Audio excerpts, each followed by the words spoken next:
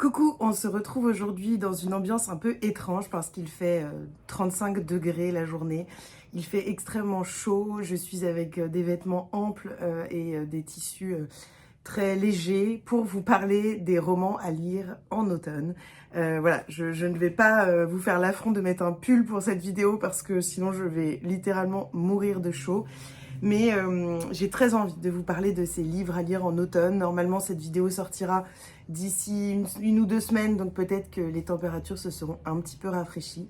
J'ai préparé une petite liste de romans dont j'ai envie de vous parler spécifiquement maintenant, parce qu'ils me semblent totalement correspondre à l'ambiance automnale dans différents thèmes. Il y a les livres un petit peu cocon pour cette ambiance un peu un petit thé, un petit plaid et se plonger dans un roman qui nous fait du bien. Il y a une petite catégorie sur les sorcières avec un roman et une bande dessinée qui nous parlent des sorcières. On a également une catégorie sur les sagas familiales parce que je trouve que l'automne et l'hiver en général, mais toute cette période de l'automne est propice au démarrage des nouvelles sagas et notamment aux sagas familiales parce qu'on a un peu plus de temps, il fait pas très joli, il pleut et donc on reste chez soi et donc c'est un parfait moment pour démarrer des sagas. Et puis, bien sûr, une catégorie un peu frisson, où je vais parler de romans policiers, mais aussi de romans à l'ambiance un peu brumeuse, un peu mystérieuse, qui nous plongent dans une ambiance un peu frissonnante. Voilà. Donc, voilà un peu pour les 4 grandes catégories. Je vais essayer de vous présenter en moyenne, c'est 2 romans par catégorie, sauf dans la catégorie frisson, où il y en aura 3. J'espère que cette vidéo va vous plaire, et on va commencer tout de suite par les romans un petit peu cocon. Et en premier, je voudrais vous parler de Anne de Green Gables de Lucy Maud Montgomery. Voici le premier tome. Je n'ai lu que le premier tome. J'ai découvert Anne en regardant la série Netflix que j'avais adorée, qui est vraiment devenue une de mes séries doudou. D'ailleurs, je suis un petit peu en retard sur cette série, mais c'est vrai que je regarde moins les séries depuis quelques mois. Mais j'ai très envie de regarder la suite et j'ai très envie notamment de lire les romans les prochains tomes, surtout dans ces éditions qui sont absolument sublimes. C'est Monsieur Toussaint l'Ouverture, je crois, qui publie, oui c'est ça, Monsieur Toussaint l'Ouverture, et vraiment ce sont des objets livres absolument sublimes et voilà, j'avais craqué sur ce livre. Le deuxième, c'est Anne d'Avonlea. Après, il y a Anne de Redmond, Anne de Windy Hollow, Anne et la maison de ses rêves, Anne d'Ingleside, Rainbow Valley, et le dernier qui vient de sortir, je crois, Rila Marilla, qui était prévu en septembre 2023. Voilà, donc ce roman, c'est un roman doudou qui nous plonge dans une ambiance, je trouve, très automnale. On découvre Anne qui va être adoptée par un frère et une sœur qui sont fermiers, qui vivent à la campagne. Ils voulaient adopter un garçon, ils vont se retrouver face à cette petite fille, et puis bon, bah le frère va décider de la prendre quand même, et puis malgré tout, ils vont s'y attacher. Et on suit cette jeune fille très espiègle, très intelligente, qui a une personnalité haute en couleurs que j'adore, et voilà, qui me touche beaucoup. C'est une jeune fille qui me touche beaucoup. J'ai très envie de découvrir la suite des tomes parce que vraiment, dans ce roman, alors je trouve que c'est assez fidèle à la série, mais on est plongé dans une écriture très poétique, très douce, très enveloppante, et donc je trouve qu'il est absolument parfait pour l'automne. Un autre roman un peu doudou, où on se plonge dans un cocon absolument parfait pour l'automne. Il s'agit de Le cœur singulier de Millie Davis de Sarah Yermond. C'est publié aux éditions Hurlevent et je suis complètement tombée sous le charme de Millie, sous le charme de ce roman qui est un gros pavé dans une édition absolument sublime. Vraiment, c'est absolument magnifique. Et malgré le pavé, voilà, il se met à plat et donc c'est vrai que ça c'est super pratique pour lire parce que dès les premières pages, on peut le poser et le lire de façon vraiment simple et vraiment très agréable. Alors, c'est un roman où on suit donc Millie dans une ambiance un peu à la Dark Academia car elle est écrivain et elle a écrit un roman qui a eu quelques critiques sur le fait que quelques points historiques n'étaient pas forcément totalement vrais, totalement justes. Et donc, elle va retourner faire des études à l'université, des études notamment sur l'archivage, sur l'histoire, etc. Et c'est un roman, voilà, à l'ambiance anglaise brumeuse, un petit peu écossaise aussi, il y a quelques touches en Écosse. C'est un roman absolument divin dans lequel je me suis plongée la tête la première et j'ai mis du temps à le lire, à le savourer. C'était vraiment une bulle de douceur, une bulle d'automne. Et donc je trouve que c'est le moment absolument parfait pour le découvrir. C'est un roman en plus qui vient mettre un peu en avant les échanges épistolaires qui deviennent forcément, hein, avec Internet, l'essor des mails, l'essor des SMS, de moins en moins au goût du jour, mais c'est vrai que ça me replonge dans mes années où j'ai déménagé et où j'écrivais des lettres à mes copines qui étaient restées dans les Alpes, et puis moi j'étais à Paris, et voilà, c'est vrai que j'adore recevoir des lettres, c'est toujours très plaisant, une petite carte postale, et puis les échanges épistolaires, c'est vraiment quelque chose d'assez magique, d'assez profond, je trouve, parce qu'on réfléchit aux mots qu'on écrit, et c'est quelque chose qui est travaillé davantage peut-être qu'un SMS ou qu'un email. Et puis, c'est vraiment un livre qui m'a beaucoup touchée par l'extrême profondeur de ces personnages, que ce soit Millie, mais que ce soit également tous les autres, l'extrême unicité des personnages, avec tous voilà, une vraie personnalité, vraiment quelque chose qui font d'eux des personnages uniques, des personnages qui nous touchent plus ou moins, et puis des thèmes abordés qui sont extrêmement importants, notamment celui de l'écologie, des animaux.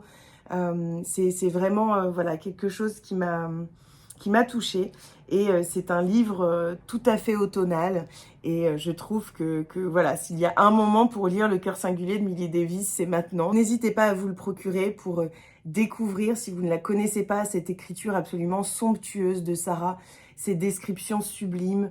Voilà, il y a toute une poésie qui se dégage de ces mots, et c'est incarné. Voilà, c'est un roman qui est incarné et qu'il faut découvrir. Donc n'hésitez pas, moi je l'ai offert à ma meilleure amie pour son anniversaire en mai dernier, et j'ai hâte d'avoir son avis parce que voilà, c'est vraiment un roman qui m'a énormément touchée. Je lui ai offert d'ailleurs aussi le deuxième de Sarah, Les Fêlures de Wakefield Manor, parce que j'avais vraiment envie de lui faire découvrir la plume de Sarah et l'entièreté de son art, parce que dans ses romans, en plus, on a vraiment une ode à la littérature, une ode à la création artistique, une ode également à l'éducation, parce que dans ces deux romans, on parle d'éducation, on parle d'école, on parle... Voilà, donc je trouve ça absolument incroyable, et donc lisez-le, c'est vraiment un cocon parfait pour cette période de l'automne. Nous allons passer maintenant à la catégorie des sagas familiales, pour rester un petit peu dans ce thème de plonger en Angleterre, en Écosse, etc. Je trouve que la période de l'automne est absolument parfaite pour découvrir la série, mais également le roman Outlander de Diana Gabaldon. J'ai regardé la série en entier, que j'adore, même si les dernières saisons, je trouve, s'essoufflent. Mais vraiment, cette série est sûrement une de mes séries préférées. Et puis, j'ai découvert Le Chardon et le Tartan, qui est donc le premier tome de la saga écrite de Diana Gabaldon. Et c'est vraiment voilà, un roman qui a su me toucher, qui a su mettre des petites choses, amener des petites choses supplémentaires à la série que je connais par cœur parce que je l'ai vue quelques fois, et ça m'a enveloppée, ça m'a complètement conquise. Alors forcément, je l'ai lu très vite, malgré que ce soit un gros pavé, parce que je connaissais l'histoire, donc j'avais pas besoin de m'attarder forcément sur tout, parce que j'avais les images, j'avais les sons, j'avais même les odeurs grâce à l'autrice et à son écriture très immersive, donc c'était absolument parfait. Pour vous faire un petit peu le pitch, on rencontre Claire après la Seconde Guerre mondiale. Elle est donc avec son mari, ils se retrouvent après la guerre, et puis ils vont aller en Écosse pour voilà, prendre un petit temps pour se reposer. Ils vont prendre un hôtel, et il va y avoir plein de choses qui vont se passer, et notamment Claire va à un moment se retrouver dans un endroit où souvent des sorcières se retrouvent, donc dans les légendes, hein, et en fait en touchant une pierre, elle va se retrouver en 1743. Elle va être happée en fait dans cette période de l'histoire, donc 200 ans avant en fait, et elle va rencontrer toute cette période historique qui oppose les Highlanders et les Anglais. Et elle va être happée par ce monde et notamment faire la rencontre de Jamie Fraser, qui est donc cet homme-là, voilà, qui m'a également beaucoup touchée. C'est deux personnages que j'aime beaucoup, qui me marquent beaucoup. Et donc, je ne peux que vous conseiller de démarrer cette saga pour le début de l'automne. Et puis, parce que j'adore parler de cette saga et que je pense que, comme je vous l'ai dit, les sagas familiales, l'automne, c'est absolument incroyable pour les démarrer. Eh bien, je vous conseille Les rêves de nos mères de Karine Pitoki. C'est publié aux éditions Charleston et je crois que en poche, ils sont publiés chez Pocket, mais je ne voudrais pas dire de bêtises, je suis vraiment pas sûre. En tout cas, les deux premiers sont sortis en poche et donc c'est aussi un avantage pour vous les procurer. Les rêves de nos mères, donc de Karine Pitoki, c'est un roman qui est un roman où Karine Pitoki en fait a envoyé son manuscrit pour le prix du livre romantique. Elle a d'ailleurs eu le prix du livre romantique 2020.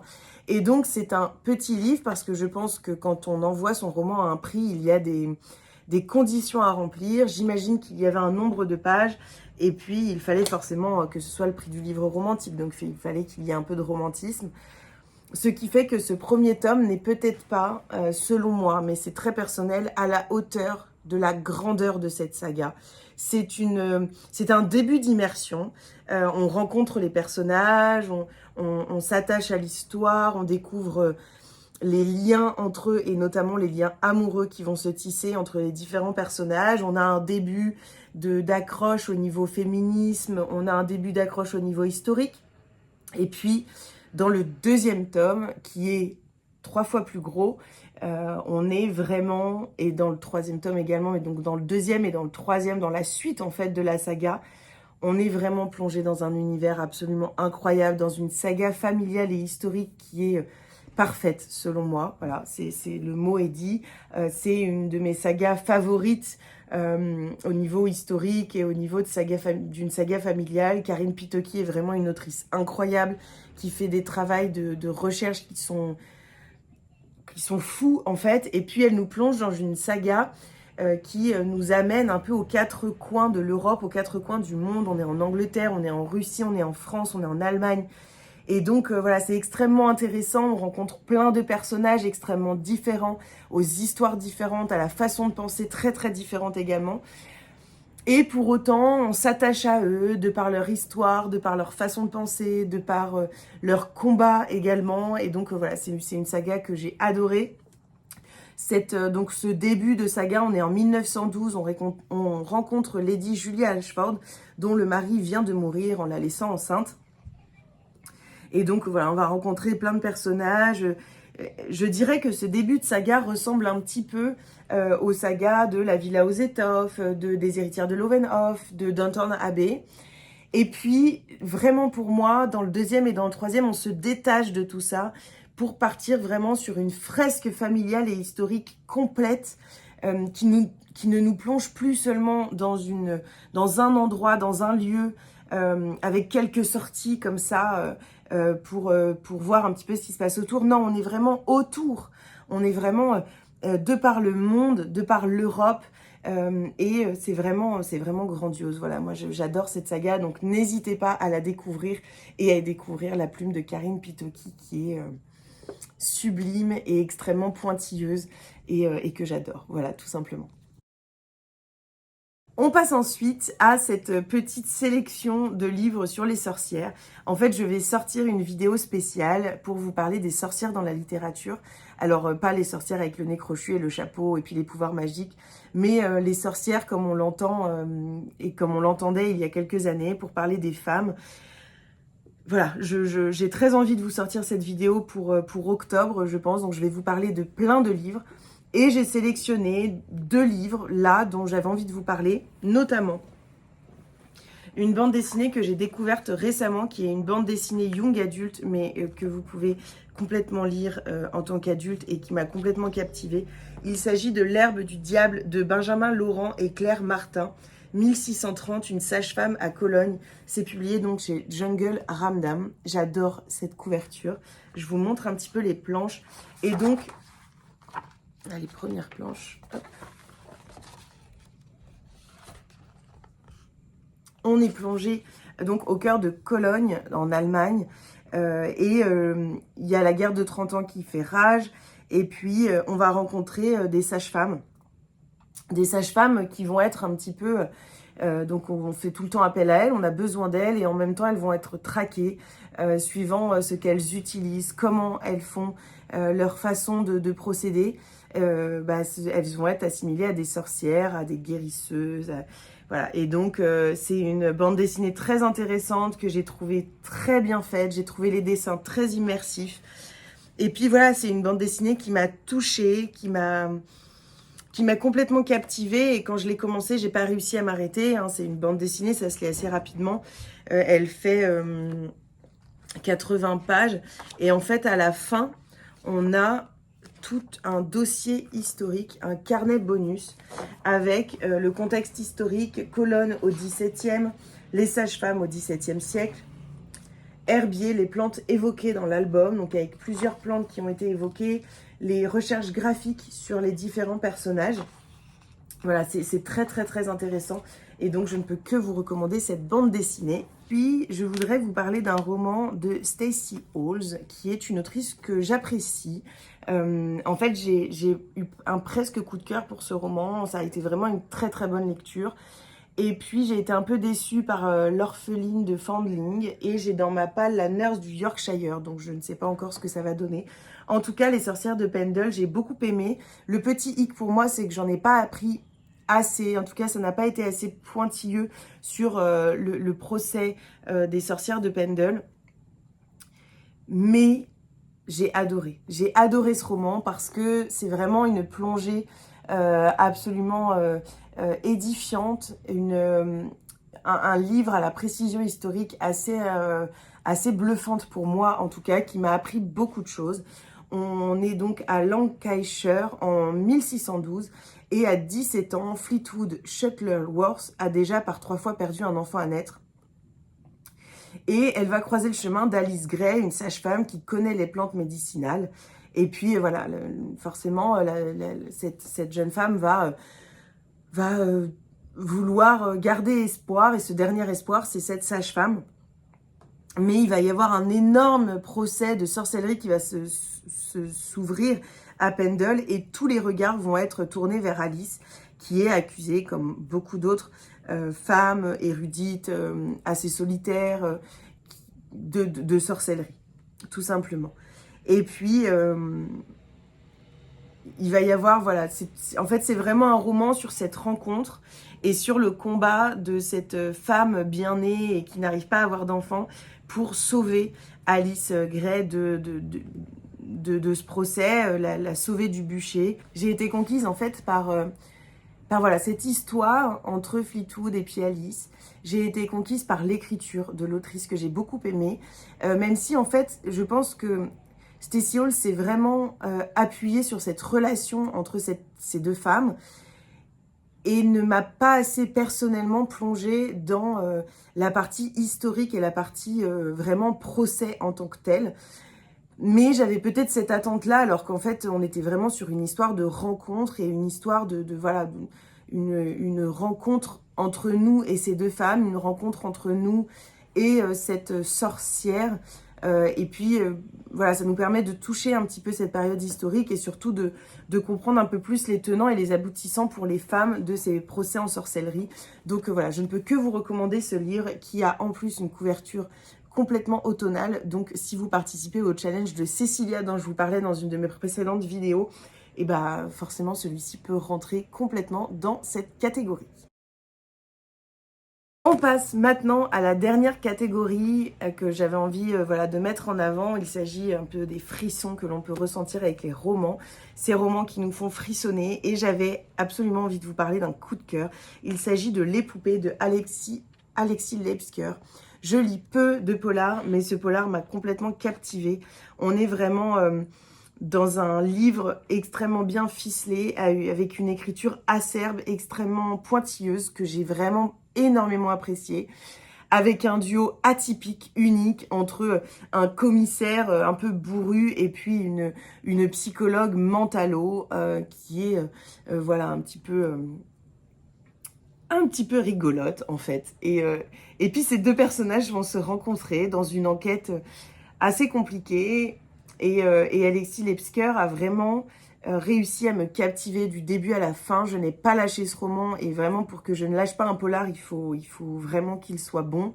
En tout cas pour moi, enfin qu'il me plaise et qu'il me prenne complètement. Et donc voilà, j'ai eu un énorme coup de cœur pour ce polar. C'était pas du tout attendu. Je pensais que j'allais passer un bon moment parce que c'était ce que j'avais envie de lire sur le moment.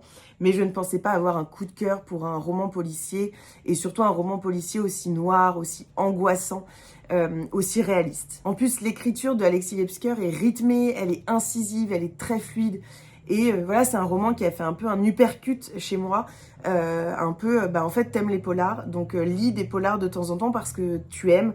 Tu peux avoir des coups de cœur et pour moi, c'était un peu fou d'avoir un tel coup de cœur pour un polar qui me marque autant. C'est vraiment très peu arrivé et donc voilà, j'avais envie de le mettre en avant. Et alors pour le coup, si vous voulez frissonner, Les Poupées de Alexis Lepsker, vous pouvez y aller complètement. Et c'est publié en poche chez Pocket. Deux autres romans, donc pour terminer, de la même maison d'édition. Il s'agit de la maison d'édition Hurlevent parce que je trouve que cette maison d'édition sort des romans absolument parfaits pour l'automne, même si le dernier là qui est sorti en date, Nuit d'orage à Haute-Rive de Juliette Galliani, est parfait pour l'été pour le coup. Mais je voulais vous parler de deux livres qui rentrent complètement dans cette catégorie automne frissonnant. C'est, je crois d'ailleurs, le nom d'un... Je crois que c'est le nom d'une catégorie du pack du Pumpkin Autumn Challenge. En tout cas, voilà, c'est vraiment automnal, c'est vraiment... il nous procure des frissons parce qu'il y a du mystère, parce qu'il y a une ambiance un petit peu mystérieuse et étrange et qui nous prend et qui fait qu'on est angoissé. Et donc en premier, je voulais vous parler d'un autre roman de Sarah Yermond, Les Fêlures de Woxune Manor.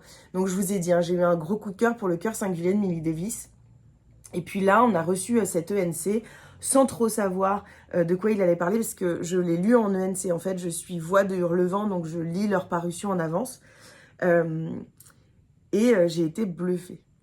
Je l'ai lu, j'étais à Amsterdam avec ma cousine, et j'ai été complètement subjuguée. Subjuguée parce que je ne m'attendais pas à ça.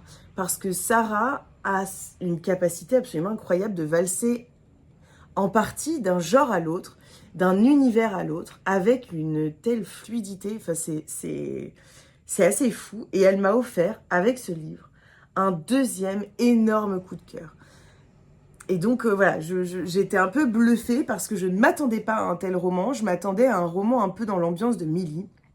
Et là, on est vraiment dans une ambiance extrêmement mystérieuse. On est en 1910 en Angleterre, auprès de Honoria Belfort, une veuve de 27 ans qui va accepter un poste de préceptrice, donc de professeur. Elle est déjà professeure pour des enfants chez elle, mais elle a besoin de plus, elle a besoin de partir de chez elle, parce que voilà, être veuve à son âge, c'est difficile, et elle a besoin de travailler. Voilà, c'est quelque chose qui lui fait du bien. Et donc, elle va être prise dans le manoir de Woxune Manor pour devenir préceptrice de 2 enfants, si je me souviens bien. Et puis, voilà, assez rapidement, elle va se retrouver dans un manoir à l'ambiance un petit peu étrange. Il se passe des choses bizarres, certains personnages se comportent de façon étrange. Et puis, petit à petit, voilà, le mystère s'épaissit. Je vais pas trop vous en dire sur l'histoire parce que je voudrais pas spoiler. D'ailleurs, je pense que il ne faut pas aller plus loin que ce que je vous ai dit. C'est vraiment un livre qui se découvre, dont on se délecte page après page. C'est vraiment un coup de cœur énorme. D'ailleurs, mon avis est à l'arrière. Et je dis, un roman incroyable, sublimé par une plume qui nous emporte. Ce roman est de ceux qui marquent, qui prennent aux tripes, un coup de cœur. NJ de Madame Chachali nous dit « Une autrice de talent avec une expression élégante, des personnages raffinés, un lieu un peu hanté par la douleur, tout à son image. Aussi entraînant que machiavélique, le rythme soutenu ne laisse pas un instant de répit. » Et puis je vais quand même vous lire l'avis de Laura's Reading, même si bon, je ne sais pas trop si elle le mérite. « Laissez-vous vous perdre dans la campagne anglaise et embarquez dans cette histoire fascinante. L'autrice se joue de nous avec une intrigue stupéfiante et mystérieuse. C'est un texte digne des grands noms de la littérature britannique Et alors ça, je suis tellement d'accord. Et d'ailleurs, je l'ai dit dans mon avis complet.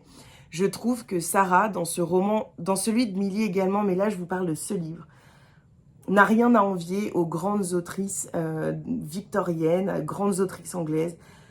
C'est vraiment absolument sublime du début à la fin, avec une ambiance parfaite pour l'automne, une ambiance anglaise, brumeuse, mystérieuse, qui m'a complètement captivée. Une espèce, ce n'est pas une enquête, mais qui nous met dans une ambiance un peu d'enquête. On a envie de savoir, on essaye de trouver des liens entre les choses, de faire des suppositions. Et donc, je ne peux que vous conseiller de plonger dans cette ambiance gothique à souhait pour cette période de l'automne. Et on va passer au dernier roman dont je vais vous parler pour cette sélection. Je vous aurais donc parlé, je crois, de 9 romans. 1, 2, 3, 4, 5, 6, 7, 8 romans. 9 avec la bande dessinée, donc 8 romans et une bande dessinée. Et je vais donc finir avec un autre roman des éditions Hurlevent. Il s'agit de Descendre sur tes mains de Nora Lake. Vraiment, le travail éditorial de cette maison d'édition est à tomber, c'est vraiment incroyable. Et c'est un immense coup de cœur qui nous plonge également dans une ambiance gothique parfaite, portée par une plume voilà, qui est douce, qui est travaillée, qui est très très mystérieuse.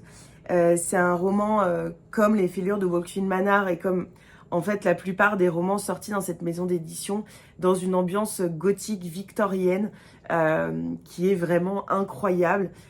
Qui vient nous rappeler ces romans sublimes d'autrices anglaises de cette époque victorienne du 18e, 19e siècle.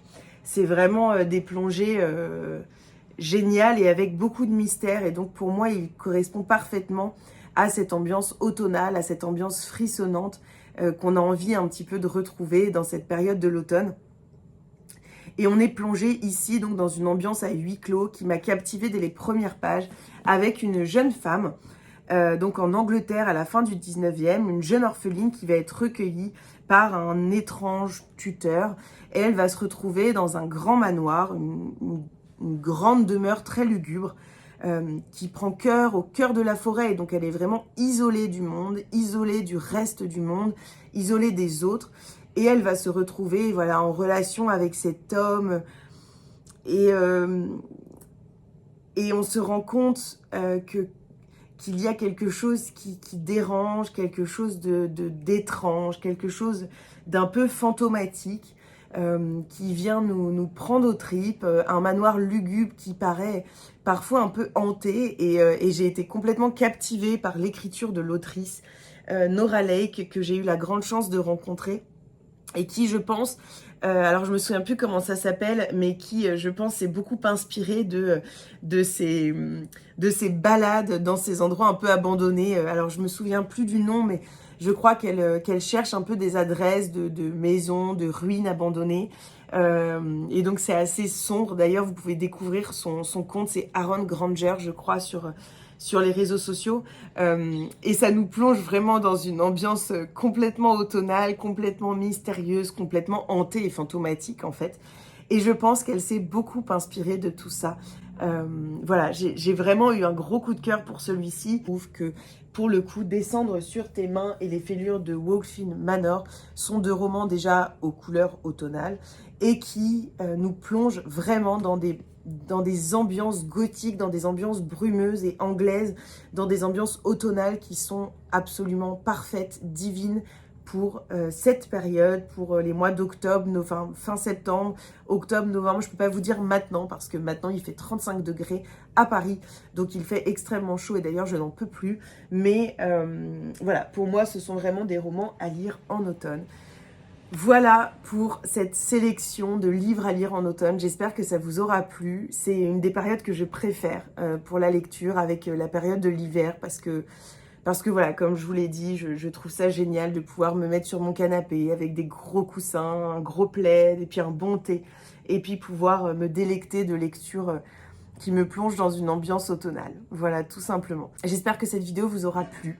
N'hésitez pas à mettre un petit like, à commenter en me disant si certains romans vous les avez lus, si vous les auriez également recommandés pour cette période de l'automne. Et puis, si vous avez d'autres recommandations pour l'automne, et bien sûr, je vous invite à partager cette vidéo si le cœur vous en dit, et puis à regarder ma vidéo sur ma pile à lire de l'automne parce qu'on aura peut-être des lectures en commun qu'on pourra partager. Donc voilà, n'hésitez pas, puis moi je vous fais des bisous et on se retrouve très rapidement dans une nouvelle vidéo.